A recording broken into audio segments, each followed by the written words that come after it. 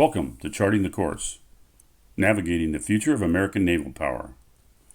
We're here with Dr. Stephen Wills, a renowned expert in naval affairs, a former U.S. Navy officer with 30 years' experience with surface programs and platforms, and naval and national security. We'll dive deep into the critical aspects of naval strategy and its paramount importance for national security. In this insightful interview, titled How to Develop and Implement a Coherent and Effective U.S. Navy Strategy, we'll explore Dr. Wills' extensive experience and perspectives. We underscore the vital role that a robust and forward-thinking naval strategy plays in safeguarding our nation's interest. This conversation not only sheds light on the complexities of maritime defense, but also highlights why a strong Navy is indispensable in today's ever-evolving global landscape. Dr. Wills, why does the Navy need a strategy? Having a maritime strategy is at the basis, really, for everything the Navy does. And having a maritime strategy in the past, whether that was the War Plan Orange strategy that led up to the successful campaigns in the Pacific and the Atlantic in World War II, or the 1980s maritime strategy that well prepared the Navy to potentially face the Soviet Union in the 1980s. These are essential to not only helping the Navy determine what campaigns it's going to wage, where in the world the Navy will wage those campaigns, and those campaigns in turn will tell the service what types of ships, aircraft, and submarines and other things it needs, and in what numbers. So the strategy is the starting point for all these things. And frankly, since the end of the Cold War, we've forgotten that. And we'd like to bring that back again to inform what the Navy does and what it buys and operates for a new period of great power competition that we're seeing playing out right now in the press. But Steve, why do you think that's occurred? It seems like the most logical thing in the world would be to have a strategy. Well, a lot of it, I think, has to do with some things that I covered in my book, Strategy Shell, that covers what happened at the end of the Cold War. We're all familiar with the Cold War itself, but at the end of the Cold War, a couple of fundamental things happened that I think changed the battle space so that Navy strategy was no longer the viable concept that had been over the Cold War. So number one, our Soviet opponent vanished in sort of a puff of smoke. And the Navy had spent the previous 20 years organizing, training, and equipping itself to fight the Soviet opponent. And all of a sudden, that opponent is gone. So that's a problem from the start. The second problem comes in a way from a successful occurrence, and that's Gulf War I from 1990 and 1991. In that conflict, it appeared in retrospect that the Army and the Air Force very well demonstrated their Cold War concepts of, air superiority, airstrike, and armored warfare. They demonstrated these very well, where the Navy didn't get to demonstrate what it had practiced during the Cold War, preparing to fight the Soviet Navy. Saddam Hussein did not have a Navy. He had some small missile patrol boats that were rapidly brushed aside. So that was the second problem. And the third problem was the effects of the Goldwater-Nichols Act of 1986. Now, that legislation that was created to help make the military more joint and operate better as a team during the Cold War, in some ways deprived the Navy of some of its independence and its own independence in thinking about strategy from a maritime aspect. You may remember that once upon a time, President Eisenhower very famously said that separate air, land, and sea warfare were gone forever. Well, that was his perspective in Europe. That was not the perspective so much in the Western Pacific in the Second World War. So the Second World War continues to have effects long after its conclusion. What does all this mean? In the end, it meant that in June 1990, when the new Chief of Naval Operations, Admiral Frank Kelso, testified before the Senate Armed Services Committee for his confirmation hearing, and then very junior, in some ways, Senator John McCain very bluntly asked him, well, Admiral, you've got this maritime strategy thing for fighting the Soviet Union, and the Soviet Navy is gone now. What are you going to do? And Admiral Kelso, to paraphrase his response, was equally blunt. He said, well, to have a strategy, we need to have an enemy. And we no longer have an enemy because the Soviet Union is disappearing in front of us. So now we need a policy. And frankly, since 1991, the Navy has been through a series of policies, mostly increasingly budget-based, or focused on being able to deploy just enough ships to maintain the global war on terrorism, especially after 2001. This is sort of a strategy, but it doesn't take into account the rise of potential competitors like China or the return of a revanchist Russia. So for all these things, the environment after 1991 became less favorable to maritime strategy. And finally, the people in the Department of the Navy, both the uniform and civilian folks that did maritime strategy, in the wake of Goldwater Nichols, they migrated out and moved to the Joint Staff because that's where the opportunities were. So people working in Navy strategy didn't have as much space or they weren't heard as often. And the process and the experts have atrophied over time. And only now are we seeing a reinterest in that, which I hope will continue based on what I'm seeing and based on what you're doing. That's fascinating. Appreciate that backstory. Mm-hmm. How do you define U.S. Navy strategy, and what are the main components or objectives? So a lot of people, when they hear the word Navy strategy, they'll say, oh, well, isn't that trying to take away the role of our globally deployed forward combatant commanders like Admiral Aquilino in the Indo-Pacific, Admiral Munch, who's the Naval Forces Europe commander, etc. No, what Navy strategy does is pulls together, in my opinion, pulls together all of the inputs from the various fleet commanders around the world. These are the men and women that are going to actually fight the war as naval component commanders under the larger regional component regional combatant commanders such as EUCOM, CENTCOM, INDOPACOM, etc.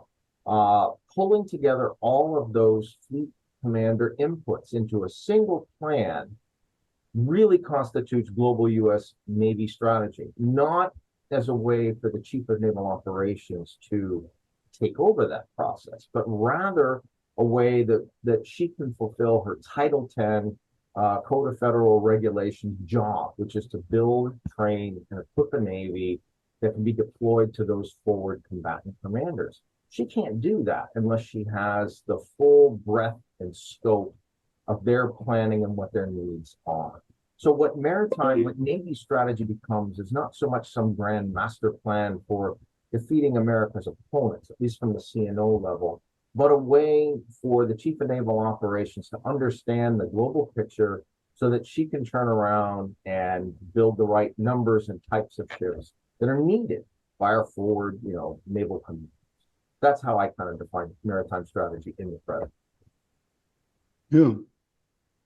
Well, we kind of covered the sources and influence of naval strategy in your previous answer. But let me ask you, when you were talking about the component commanders, yes, what significance do you find in the fact that of the unified combatant commanders, of which there are 11, the Navy now has exactly one? The Army has 4, the Air Force has 4, even the Marine Corps has 2, the Navy has 1. How does that play into the whole strategy question? A lot of it is historical in some ways. As you both, probably remember, EUCOM, Naval Commander of Forces in Europe, once had a naval companion, Supreme Allied Commander Atlantic, that was a 4-star maritime component command for waging the war, potentially against the Soviet Union in the European, Arctic, wider Atlantic region. That command was sort of a fatality of the post-Cold War era. That had always been a maritime command. The rest of the command structure, in a lot of ways, dates to the Cold War period and to certain periods of history. So the regional commanders that we have in Europe and the Indo-Pacific certainly date to the Second World War. The one in the Middle East, Central Command, dates, you probably remember, from the 1970s, from Jimmy Carter's Rapid Deployment Force. that was designed to help, buttress U.S. efforts there in the wake of the collapse of the regime of the Shah in Iran. So that was the foundation of that one. And a lot of them came from land-based regions where what happened on land was more important than what happened on water, and that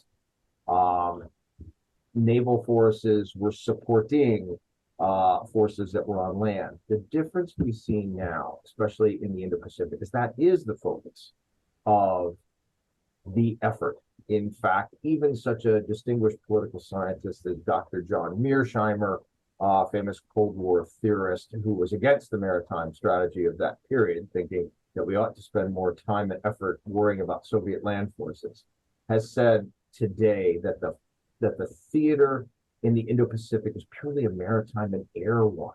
And it's the overarching biggest one. And at least we do have a naval community there. It's likely to continue. But you're right about the balance of these leaders. It would be nice to have, a transportation command, for example, that has a naval officer.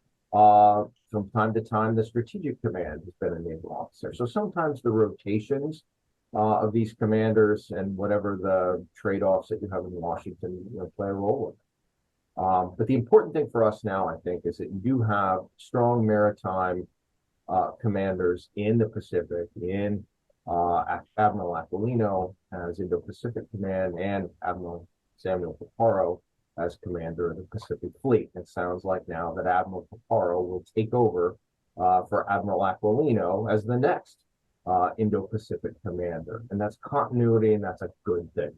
We'll see how the wider combatant command system continues. Some of those have been purely Army or Air Force and now Space Force for some time, and that will probably continue. What are the main challenges and opportunities for the U.S. Navy strategy in the current future global operating environment, especially in the Indo-Pacific region? Well, as you all have noted, the Navy is outnumbered in the Indo-Pacific theater by the pure numbers of the Chinese Communist Party's Navy that is resident there. We have a global picture to look at. I think the Chinese Navy right now looks a lot like the German High Seas Fleet before the First World War. It's very much a regionally based force, based on China's Pacific coast and its near abroad, the various seas that immediately border them. Those forces have not deployed wider to potentially protect Chinese interests overseas, the way that the United States regularly deploys its forces. We're not so much a battle fleet. We're a rotational force provider to all of those various regional combatant commands that we talked about. Now, some might view that as a weakness. It is a problem in some ways, but there's also opportunity there in that the Chinese Navy is not out protecting its base in Djibouti. It's not out protecting all the various ports that the Chinese Communist Party has bought interest into and its resources overseas. And China is frankly dependent upon these. I think it's up to 20% of China's protein comes from overseas sources, including its global fishing fleet. If you institute some kind of a distant blockade, which a globally deployed Navy can do, China's fishing fleet doesn't come home again. And that's a significant impact upon their ability to fight a war. They still import large amounts of oil, as most countries do, via waterborne means. You can always move oil with oil tankers and trucks and so forth, but it just doesn't compare to what can be moved inexpensively in comparison with a ship. So while we have force level challenges, and there are challenges in terms of how many ships and especially how many missiles the overall Chinese military has, and they're very long range, there are still some things we can do about that. The last thing I'll add is this.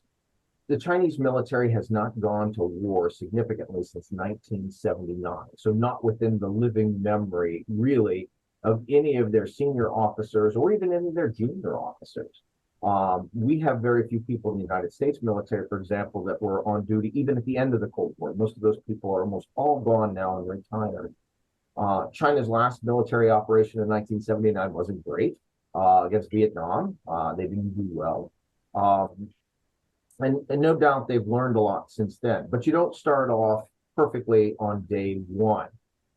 So for those folks who prophesy a Chinese invasion of Taiwan, I would ask them to think about that for a minute. That's a 6 June 1944 D-Day level of lift with no practice. The Allied forces that undertook Normandy had invaded North Africa, they'd invaded Sicily, they'd invaded Italy up to that point. And they had some failed operations like the raid on Dieppe, from which to learn things and to refine how they did amphibious operations. Chinese Communist Party has not had that yet. So while we have a ways to go and we need a larger and more capable fleet, especially in the Pacific, there are ways that we can mitigate some of the challenges that we have. But that's not a substitute, however, for building a larger, more capable fleet that is largely resident in the Indo-Pacific where it needs to be. Well, that kind of feeds into our next question of how the U.S. Navy strategy relates and to support the national defense strategy. That's assuming now that there is a naval strategy. Mm-hmm. Well, again, the important thing about that naval strategy is that as it develops and it supports the national security strategy, national defense strategy, a maritime strategy should, again, tell the Navy what campaigns it needs to conduct and where. You know, for example, in the Second World War, our War Plan Orange strategy that was developed before that war to wage a series of island hopping campaigns across the Pacific and eventually blockade and force Japan to submit. This was before the atomic bomb. That in turn called for the Navy to conduct where, you know, a certain set of operations in places like the Solomon Islands and across the Central Pacific. So it gave you an idea of the distances. So obviously you needed a lot more oil tankers to support your fleet. You're going to need air cover across that vast expanse. So hence, you know, more aircraft carriers were needed even before we realized what an important warfighting tool they were in the wake of Pearl Harbor and the loss of the British battleship Prince of Wales and Repulse. So the type of campaigns that your Navy's called upon to undertake should tell naval officers what types of ships they need and how many ships they need to do that. And even a cursory look today at what you see in the news about the sorts of campaigns that our Navy is expected to undertake, especially what the Navy calls distributive maritime operations, where we want to spread the fleet out, a fleet that is networked together to provide concentrated combat power, but physically dispersed, so it's harder to defeat. That calls for more ships, and that in turn is going to call for a lot more combat logistics vessels, the oil tankers and supply ships that are going to be needed to supply that fleet. That's going to call for more naval aviation because you can't have sea control without air superiority. So as you take a look at those campaigns, it should tell you up front the numbers and types of military hardware that we need. And right now, we need a lot more just from a cursory look in terms of numbers of ships, aircraft, and submarines, especially for the Indo-Pacific. Yeah, thank you for your perspective on that. Very interesting. So what are the best practices and lessons learned from U.S. Navy strategy implementation and evaluation, and what are the areas for improvement and innovation? So we have some really good historical examples of where this worked. Certainly in the lead up to the Second World War, where we had a strategy that what was later called War Plan Orange, and certainly in what I would call the period of the 1970s and the 1980s. A lot of people look on the 70s, a period of bad things happening, with a hollow naval force, recruiting problems, drugs, etc. But the good news is the Navy made a lot of good decisions across the 70s in terms of what types of ships and aircraft it was going to buy. It decided to buy what today is the Aegis Cruiser and not a very expensive variant called the Aegis Strike Cruiser. We bought the Nimitz-class aircraft carrier instead of the much smaller and less capable sea control ship. We purchased the 688 class submarine. So having a a good discussion within the Navy about what platforms are needed, that ought to be enabled. And a good strategy should do that for you. And the 1980s is a good example of that. Today, we ought to be having questions about how many uncrewed ships we ought to be building to support the crewed one, manned versus unmanned. That's a conversation to be had now, too. And there are a lot of platforms that are developing that could significantly enable Navy operations in the Indo-Pacific, especially the MQ-25 unmanned tanker, for example. This platform is getting really close to operations, and it's going to significantly be able to extend the range of carrier air wings. That's been a problem recently because Chinese missiles in many ways are longer range than our carrier strike aircraft, and the combination of our carrier aircraft and the weapons they deliver. So that's a problem. So enabling that so strategy can enable that kind of innovation because strategy forces you to ask those questions. What campaigns will I conduct? And how many ships and what type I need? And then you look at your current inventory and say, well, this ship is 35 years old, the Aegis cruiser, for example. What am I going to replace it with?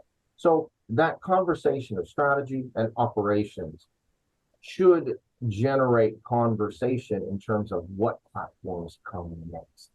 And that was the case certainly in the Cold War. That should be the case now. Those conversations are starting, but being good citizens, we should attempt to push those conversations to a conclusion. What's the answer so that industry can get what they call a steady demand signal, so they can hire workers, keep them on the payroll, and continue to build things and not have to lay people off because the government changes its mind.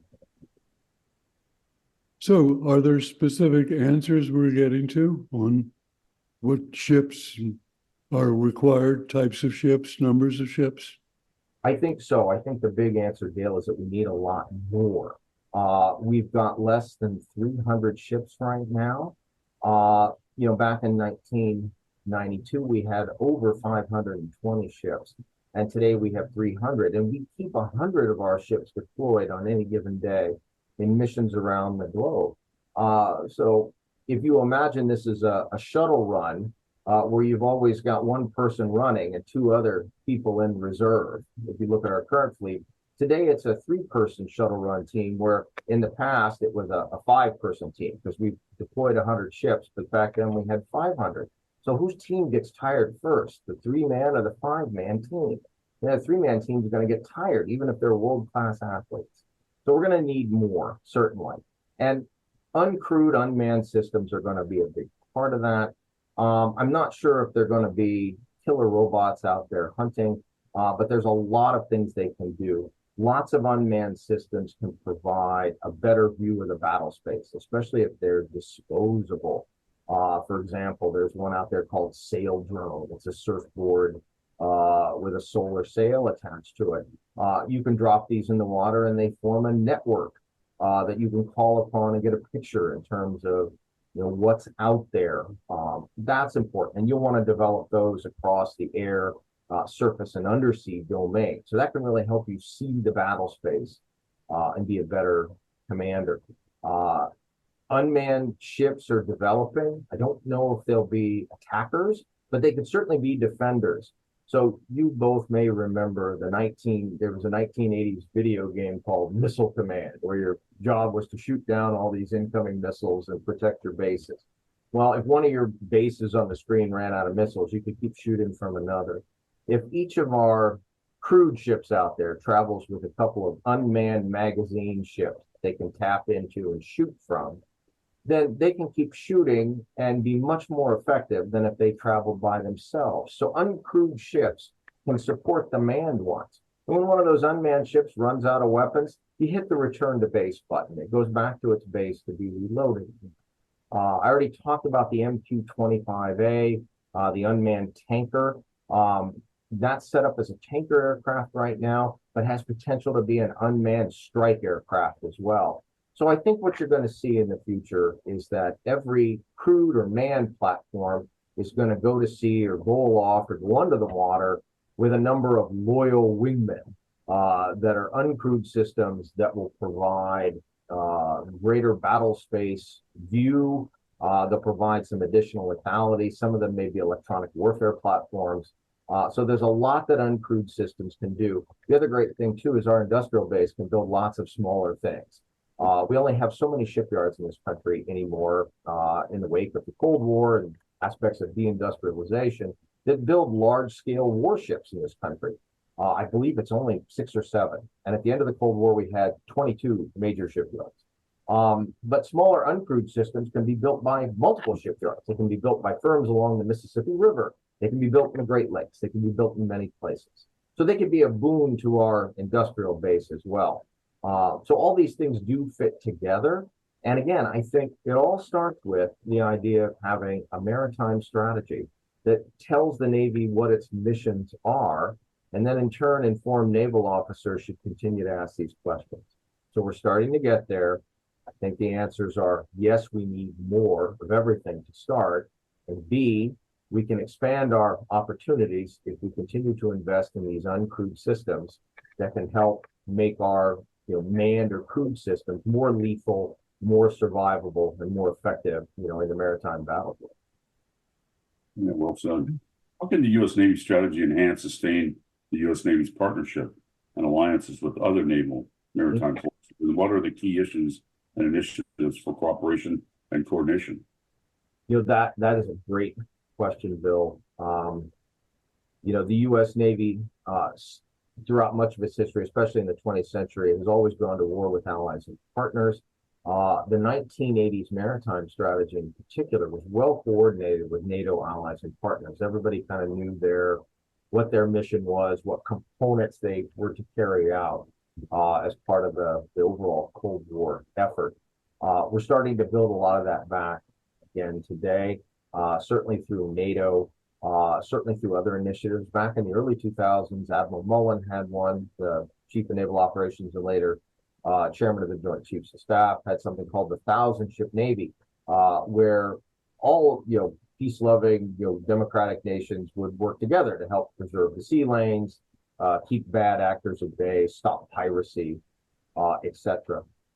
Those connections are enabled by people, certainly, but also through systems. So we can't let our allies and partners fall behind. They need to have the same kind of networks they do, that we do, so that we can all coordinate our efforts and activities. For example, a lot of our friends and allies operate similar Aegis warships to ours. Japan does, the Norwegians do, the Spanish do, for example. We have close alliances and cooperation with other allies like the English-speaking folks, Great Britain, Australia, Canada, New Zealand too, where we talk very freely to each other. Enabling these kind of communications and bringing allies and partners together for like-minded missions, protecting the free flow of commerce in disputed areas, keeping the sea lanes open, coming to the defense of other democratic nations. These are ways the United States can do this, and naval forces have always had a role in this. I think the first documented example of naval force cooperation was in, at some point in times BC when the Egyptian pharaoh Hatshepsut sent a fleet of ships to the kingdom of Punt to support them in some war they were fighting. That's the first documented one. Warships, make goodwill visits everywhere. You don't imagine somebody's armored division making a goodwill visit. That's not something they can do. But that's something naval vessels do inherently. And that's something to be exploited. SecNav has talked about naval diplomacy. That's a vital tool in bringing all of our friends and allies together, into these common partnerships that we work. And the community of sea is like that. It can make that possible. Are there some specifics? For example, Japan seems to be more active. Now, what do they bring to the table as opposed to Britain or some other country? Japan has a very modern fleet. The Japanese have been very good about consistently replacing and updating older ships. The Japanese Navy, or the Japanese Maritime Self-Defense Force, is incredibly professional. They've been a strong partner for years. We regularly exercise with them. So exercises amongst allies and partner states are always a good way of building that kind of community. So every time there's a Rim of the Pacific exercise, Talisman, Saber, there are a whole host of these. These are ways, because you get used to working and training with your allied and partner states. You meet up with them in port visits, you play soccer against them, you go to a party with them. There are lots of ways to build this kind of community. The Japanese are especially good, as you say. They have Aegis warships. They've taken two of what they call their helicopter destroyers, the Izumo and the Kaga, and they're going to become F-35B aircraft carriers as well. So Japan is returning to the aircraft carrier business for the first time since 1945.